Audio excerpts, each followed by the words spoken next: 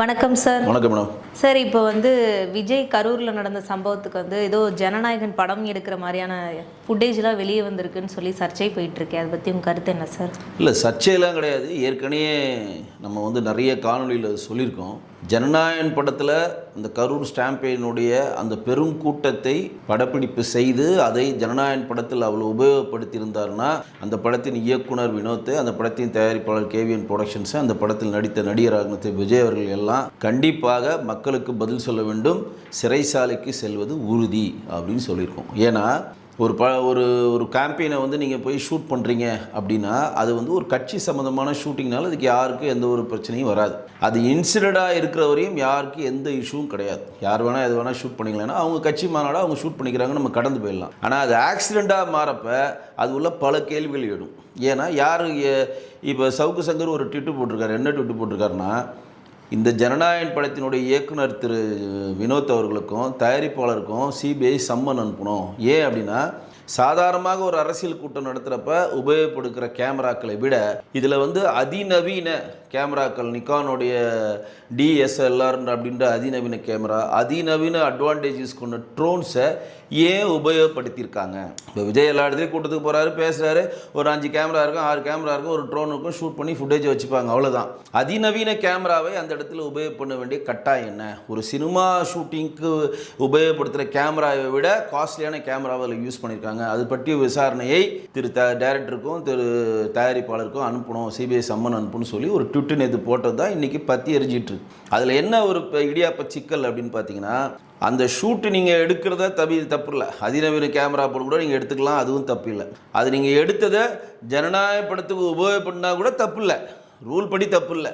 ஆனால் இப்போ என்னன்னா, அது எடுப்பதற்காகத்தான் அந்த கூட்டத்தை நீங்கள் சேர்த்தீங்க. 10,000 பேர் இந்த இடத்துல நீங்கள் நாமக்கல்லையும் இன்னும் 2-3 ஊர்லேயும் பேசி அங்கேருந்து 20,000 பேரை கூட்டு பெருங்கூட்டமாக காட்டி அந்த இடத்த பெரிய லெவலாக அதை ஷூட் பண்ணி அது படத்துக்கு உபயோகப்படுத்திருக்கீங்க அப்படின்னா அந்த இன்சிடெண்ட்டு ஆக்சிடெண்ட்டாக மாறுது. ஏன்னா ஆக்சிடெண்ட்டில் 41 பேர் செத்துட்டான். அப்போ 41 பேர் செத்ததுக்கு காரணம் 10,000 பேர் அல்லாமல் 20,000 பேரை புஷி ஆனந்தோடைய லாங்குவேஜில் சொல்லணுன்னா இட்டுக்கிட்டு வந்தது தான் காரணம். 20,000 பேர் அவங்க அவர் இட்டுக்கிட்டு வண்டி பின்னாடியே இட்டுக்கிட்டு இங்கே ஏற்கனவே 10,000 பேர் தான் நிற்க வேண்டிய இடத்துல 20,000 பேர் சேர்றப்ப பெரும் கூட்டமாக மாறுது.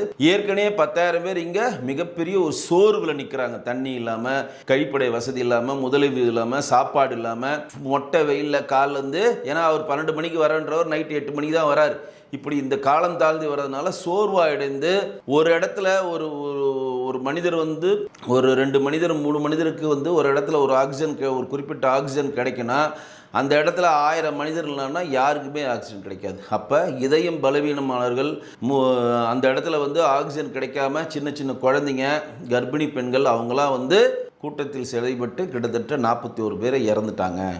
அப்போ இந்த பதிவு, அதாவது ஜனநாயகன் படம் ஒருவேளை ரிலீஸ் ஆகி அதில் இந்த கரூருடைய ஸ்டாம்பினான அந்த காட்சிகள் இடம்பெற்றிருந்தால் அது மிகப்பெரிய தவறு. அதனால் எல்லாருமே பதில் சொல்லணும் தான் ஜனநாயகன் பட ரிலீஸை தள்ளி போட்டுக்கிட்டே போகிறாங்களா அப்படின்ற ஒரு கேள்வி எழுதுதான் உண்மை. ஆனால் ஒரு விஷயம் என்னென்னா, இந்த ஜனநாயகன் படத்தில் இந்த ட்ரோன் காட்சிகளும் இந்த பெரிய அந்த கூட்டத்தை எடுத்து யூஸ் பண்ணியிருந்தாங்கன்னா கண்டிப்பாக அந்த திரைப்படத்தை தயாரித்த நிறுவனமாகட்டும், நடித்த நடிகராகட்டும், அது இயக்குனராகட்டும் கண்டிப்பாக சிபிஐக்கு பதில் சொல்லணும்.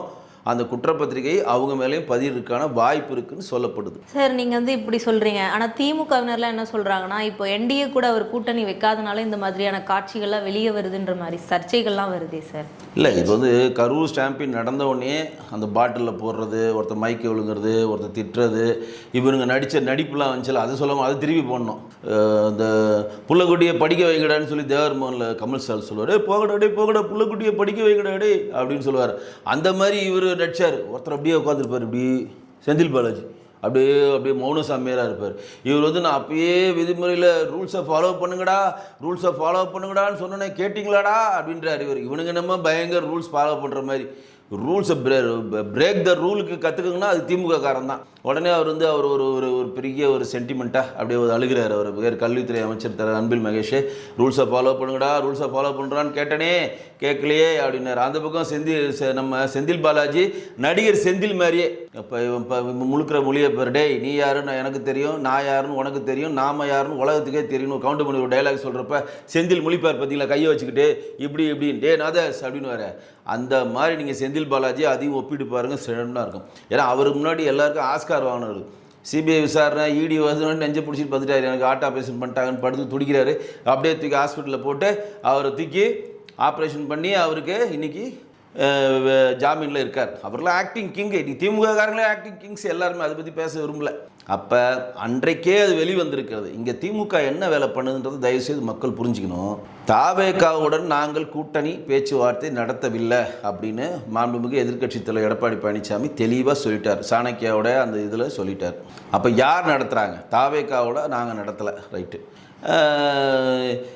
திமுக காரங்க என்ன பண்ணுறாங்க பாருங்கள். பிஜேபி கூட்டணியில் தாவேக்கா இணைய போகுது. ஏற்கனவே காங்கிரஸை பிடிச்சி தொங்கிந்தானுங்க. காங்கிரஸ் போயிடும், காங்கிரஸ் தாவேக்கா போயிடும், காங்கிரஸ் போயிடும். காங்கிரஸ் போல் சைன் பண்ணிட்டாங்க, முடிஞ்சிருச்சு. அடுத்து பிஜேபியோடும் ஏடிஎம்கேயோடும் இவர் போயிடுவார், விஜய் போயிடுவார், தாவேக்கா போயிடும், தாவேக்கா போயிடும். இங்கே எடப்பாடி சொன்ன மறு நிமிஷமே நிர்மல்குமார் சொல்கிறார். என்ன சொல்கிறாரு? தாவேக்கா வந்து பிஜேபியுடனையோ ஏடிஎம்கேவுடனையோ பாட்டாளி மக்கள் கட்சி ராமதாஸ் ஐயாவுடன் பேச்சுவார்த்தை நாங்கள் நடத்தவில்லை, முடிஞ்சிருச்சு. செங்கோட்டை அங்கேருந்து ஒரு குரல் கொடுக்குறார். நாங்கள் தமிழ்நாட்டில் விஜயை முதலமைச்சர் ஆக்குவதற்காகத்தான் கட்சியை தொடங்கியிருக்கோம் தவிர வேறு யாரையும் நாங்கள் முதலமைச்சராக ஏற்றுக்கொள்ள மாட்டோம். முடிஞ்சிருச்சா? ஃபுல் ஸ்டாப், டாட், முடிஞ்சிருச்சு. ஆனால் இங்கே திமுக காரன் என்ன பண்ணுறான்? ஐடி இங்கே பென்னு நிறுவனம் தொடர்ந்து பிரகடா பண்ணிக்கிட்டே இருக்காங்க. என்ன பண்ணுறாங்க? தாவேக்கா போய்டும், தாவேக்கா வந்து தேசிய ஜனநாயக கூட்டணியில் இணைஞ்சிருவாங்க, தாவேக்கா தேசிய ஜனநாயக கூட்டணியில் இணைஞ்சிருவாங்க. ஏன் அந்த விஷயத்தை அவங்க தொடர்ந்து பண்ணுறாங்கன்னா, இன்றைக்கி பெரும்பான்மையான திமுகவுடைய ஹாட் கேக்குன்னு சொல்லுகிற சிறுபான்மையர் ஓட்டை விஜய் தட்டி கொண்டு போகிறார். விஜய் வந்து ஒரு சிறுபான்மை இனத்தை சேர்ந்த, அவர் பேர் ஜோசப் விஜய். அதனால தான் அவர் கிறிஸ்மஸ் மட்டும் கொண்டாடுறாரு. இப்தார் நோன்பு விடத்தில் அங்கே போய் கஞ்சி குடிப்பார். ஆனால் பொங்கல் கிண்ட மாட்டார், தீபாவளி கொண்டாட மாட்டார். அப்போ அவருக்கு சோகம் வந்துடும். 41 பேர் கரூரில் செத்துட்டாங்க, நம்ம தீபாவளி வந்துச்சு, எல்லாம் சோகமாக இருங்க. கிறிஸ்மஸ் வந்துச்சு, எல்லாம் கேக் கூட்டி மகிழுங்கள். மறுநாள் பொங்கல் வந்துச்சு, மறுபடியும் எல்லாம் சோகமாகுங்க. மறுபடியும் இப்தார் வந்துச்சு, எல்லாம் கஞ்சி சாப்பிட்டு மகிழ்ச்சியாக இருங்க.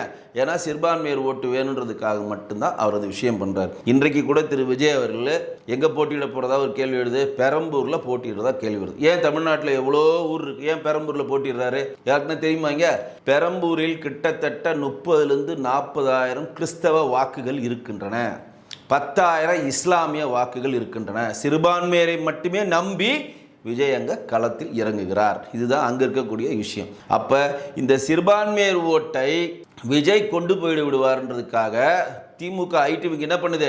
நீங்கள் விஜயை நம்பினீங்களே, சிறுபான்மையர்லாம் விஜய் நம்பினீங்களே, இந்த விஜய் பாருங்கள், பிஜேபி சிறுபான்மையருக்கு எதிராக இருக்க கட்சி, பிஜேபிலையும் ஏடிஎம்கே இருக்கக்கூடிய தேசிய ஜனநாயக கூட்டத்தில் விஜய் இணைய போகிறாரு, விஜய் இணைய போகிறாரு. நீங்கள் இப்போ நம்பிக்கிட்டே இருக்கீங்க.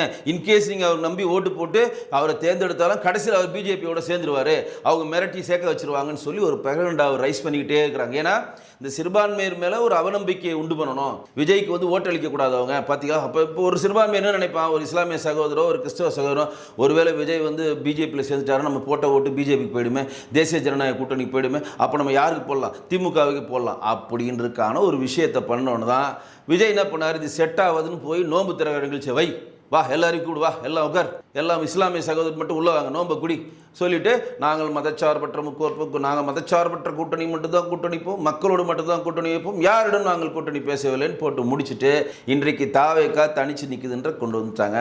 இதற்கிடையில் எல்லார் மனதிலும் திமுக ஒரு விஷச்செடியை வளர்க்குறது. சிறுபான்மைக்கு எதிராக ஒரு கட்சி அஇஅதிமுகவும் பிஜேபியும், அதில் போய் விஜய்க்கு சிறுபான்மையர் விஜயை சேர்ந்து விஜய்க்கு நீங்கள் வாக்களிச்சிங்கன்னா அந்த வாக்கு தேசிய ஜனநாயக கூட்டணி போகும்னு சொல்லி ஒரு பொய்யான பரப்புரையை தொடர்ந்து திமுக ஐடிவி பண்ணிட்டு இருக்கு. இந்த கரூர் ஸ்டாம்பியன் கூட அவங்க தான் பண்ணிட்டு இருக்காங்க. இன்னும் நிறைய விஷயம் வரும். இப்போ ரஞ்சனா நாச்சியார் வெளியே போயிட்டாங்க, டெய்லி ரஞ்சனா நாச்சியார் பேட்டி கொடுப்பாங்க. ஏற்கனவே கலப்பை மக்கள் எதிர்த்து பிடி செல்வகுமார் வெளியே போய் விஜய் எடுத்து டெய்லி பேட்டி கொடுத்துருக்காரு. விஜய் எடுத்து நான் நிற்பேன்றார் அவர். ரஞ்சனா நாச்சியார் எங்கே வேணா கொடுங்க, விஜய் எடுத்து நான் நிற்கிறேன், நானும் அவங்களுக்காக எல்லா விஷயங்களும் பண்ணியிருக்கேன். அவங்க இப்போ விஜய்க்குடன் இருந்து அவர் கையை எடுத்து அவர் கண்ணே குத்துற வேலை தான் திமுக செய்து கொண்டிருக்கிறது. ஆனால் மக்கள் இன்னைக்கு டிஜிட்டல் வேலை எல்லாத்தையும் புரிஞ்சுக்கிட்டாங்க, தெளிவாக சொல்லிட்டாங்க. எடப்பாடியும் சொல்லிட்டாரு, அங்கே இருக்கக்கூடிய நிர்மல்குமாரும் சொல்லிட்டாரு, அவர்கள் போக்கில் அவரவர்கள் நின்று அவர்கள் வெற்றியை நோக்கி நகருங்க. அப்போ திமுகவுடைய ஹாட் கேக்குன்னு சொல்லுகிற 15% சிறுபான்மையர் ஓட்டு, அதாவது இஸ்லாமிய ஓட்டும் கிறிஸ்தவர் ஓட்டையும் ஒட்டுமொத்தமாக காலி செய்வதற்கு விஜய் முயல்கிறார். அந்த காலி செய்வதை அந்த சிறுபான்மையர் ஓட்டு அங்கே போகக்கூடாதுனால தப்பான பொய்யான பரப்புரையை திமுக தொடர்ந்து செய்து கொண்டிருக்கிறது. கண்டிப்பாக மக்கள் மனதில் அது இடம்பெறாது. சார், இப்போ விஜய் வந்து தனித்து நிற்கிறேன்னு சொல்லிட்டாரு, இப்போ இவ்வளோ ஓட்டுகள்லாம் வாங்குவாருன்ற, அப்போ வந்து அவர் எதிர்கட்சியாக உட்காருவாரா இல்லை முதல்வராகவே வந்துருவாரா? இல்லை, விஜய் வந்து தனிச்சு நிற்கலமா, விஜய் வந்து தனிச்சு நிற்க வைக்கப்பட்டார்.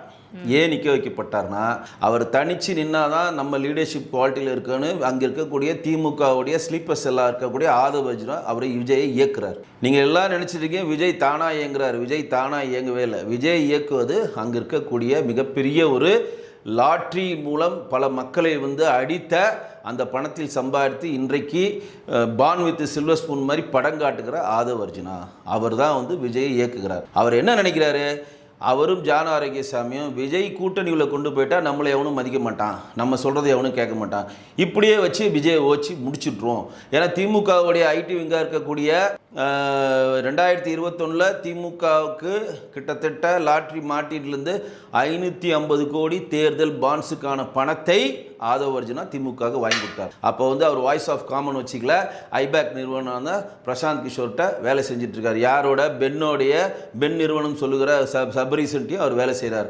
அவங்க சொன்ன அந்த பாட்டு தான் ஸ்டாலின் தான் வராரு விடியல் தர போறாருன்னு போட்டானுங்களே, அந்த பாட்டெல்லாம் அன்றைக்கி ஆதவ அர்ஜுனா கையிருந்தா பண்ணுறார். அவர் எவ்வளோ நம்ம திமுக பண்ணியிருக்கோமே, நம்ம மாமனாரை மிரட்டி ஒரு 550 கோடி வாங்கி கொடுத்துருமே, நமக்கு சீட்டு தருவாங்கன்னு கேட்டால் சபரீசன் சொல்லிட்டார். நம்ம இந்த இப்போ வடிவேல் ஒரு படத்தில் சொல்லுவார் பாருங்க, சூர்யா படத்தில், பஞ்சாயத்தோடு இருக்கணும், வீட்டுக்குள்ளே சாப்பிட்ற வெள்ளம் கிடையாது, இப்படியே ஓடி போயிடு அப்படின்னு. என்னென்ன இவ்வளோ தூரம் வந்துட்டீங்க, பஞ்சாயத்தோடு முடிஞ்சு இதான் லெவல், இதை தாண்டி நீ உள்ளே வரக்கூடாதுமே சபரீசன் கூப்பிட்டார். நீ வந்த பணம் செலவு பண்ணலாம் ரைட்டு, சீட்டெல்லாம் கேட்டு உள்ளே வந்தால் ஓடி போயிடுனா இவர் காண்டாயிட்டார். என்னடா அது இவ்வளோ பண்ணி கொடுத்தா நம்மளை உள்ளே விட மாட்டேன்றான்ட்டு அங்கேருந்து தாவி எங்கே வராரு, விடுதலை சிறுத்தைகளுக்கு வராரு. அங்கே இருக்கக்கூடிய டீம் எல்லாம் வச்சு இவர் தான் விடுதலை சிறுத்தைகள் கட்சினாவே இவர் தான்ற மாதிரி ஒரு பெயரண்ட ஐடி விங்க வச்சு தன்னுடைய வாய்ஸ் ஆஃப் காமனை வச்சு உருவாக்குறார். அங்கே ஒரு 2ஆம் கட்ட தலைவர் இருப்பாங்கள்ல, வன்னியரசு அண்ணன், நம்ம சிந்தனை செல்வன், பாலாஜி, பனையூர் பாபுன்னு அந்த கட்ட தலைவர்லாம் என்ன நினைக்கிறாங்க, இவனோட நேற்றுங்க நம்மளை ஓரம் கட்டிட்டு இவன் தான் திருமாவளவன் மாதிரி பேசிட்டு இருக்கான்னு சொல்லி அவங்கெல்லாம் போயிட்டு இவன் வேலை செஞ்சால் நாங்கள் வேலை செய்ய மாட்டோம்னு சொல்லி ஒரு ப்ரெஷர் கொடுத்தோன்னே அங்கேருந்து யாரை வெளியே தத்துறாரு, யார் திரும்ப வெளியே தத்துனோன்னே இவர் ஒன்று எங்கே போகிறாரு, விஜய் கிட்ட வராரு. இப்போ விஜய் கிட்ட நம்ம ஒரு லீடராக என்ன பண்ணுறாரு, விஜய் கிட்ட நானே உங்கள் செலவெல்லாம் பார்த்துக்கிறேன், தேர்தல் செலவுக்கு நானே பணம் தரேன், எங்கள் மாமனார் ஊரை அடித்து உலையில போட்டு பல பெண்களின் தாலி அறுத்து சம்பாரித்து வச்சிருக்காரு, அதை நாங்கள் வச்சுருக்கோம், அதை செலவு பண்ணுறேன்றார். ஆதவ அர்ஜுனாவை தயவு செய்து நம்பாதீர்கள், அவர்கள் எங்கள் வீட்டை பிரித்தவர், இங்கே இருக்கக்கூடிய மக்களை ஏமாற்றுவதற்காக தான் எல்லா வேலையும் பண்ணிட்டு இருக்காரு. திமுகவுடைய ஸ்லீப்பர் செல்லுன்னு இந்த விகே வெங்கடேசன் சொல்லலை, ஆதவ அர்ஜுனாவுடைய சொந்த மச்சான் சார்லஸ் மார்ட்டின் சொல்கிறார். நான் சொல்லலை, நல்லா கேளுங்க, நான் சொல்லலை. இன்றைக்கி அவங்க வீட்டில் இன்றைக்கி இப்போ நம்ம விஜய் சார் கூட இருக்கவங்களுக்கு எல்லாம் பொண்டாடி பிள்ளையோட வாழ்கிறாங்களான்னா அதுவும் தெரில. ஆதவ அர்ஜுனா இப்போ ஒய்ஃபோடு நான் எங்கேயும் பார்த்ததே இல்லை. தங்கச்சியை மேலே கூப்பிட்டு இன்ட்ரடியூஸ் பண்ணுறாரு. பாருங்கள், என் தங்கச்சி இந்த கட்சிக்கு என் கண்ணையே உங்ககிட்ட ஒப்படைக்கிறேன், தார பார்த்துட்டேன், தாவேக்காக்கு இந்த தங்கச்சி பாடுபடுவாங்க. ஏன் இப்போ பொது மேடையில் அவங்க மனைவியை விட அவங்க காட்ட மாட்டேன்றாங்க, மனைவியோடு இருக்காரான்னு தெரில.